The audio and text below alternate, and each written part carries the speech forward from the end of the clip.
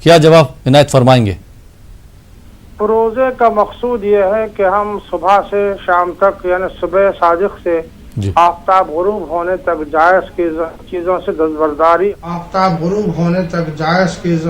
سے دستبرداری اختیار کر لیتے ہیں جی اور یہ ہمارا رک جانا کھانے پینے سے جائز خواہشات سے یہ دراصل اللہ کی رضا کے لیے ہوتا ہے. تو روزہ رکھنے سے جو تربیت حاصل ہو رہی ہے وہ یہی ہے کہ ہم روزہ رکھتے ہوئے اللہ کے حکم کی تعمیل میں جائز چیزوں سے دستکش ہیں. تو یہ روزے سے تربیت حاصل ہونی چاہیے کہ ماہ رمضان گزرنے کے بعد ہمیشہ بھی ہم جائز چیزوں کا استعمال کرنے حرام سے اجتناب کا طریقہ سیکھ لیں.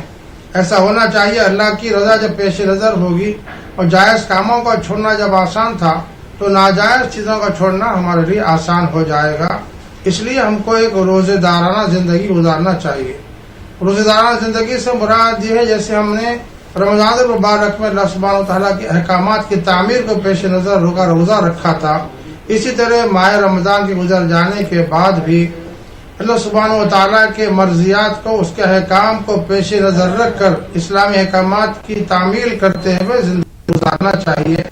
یہی دراصل روزے کا پیغام ہے اور یہی دراصل روزے کی روح ہے. جی بہت بہت شکریہ مفتی سید صادق محی الدین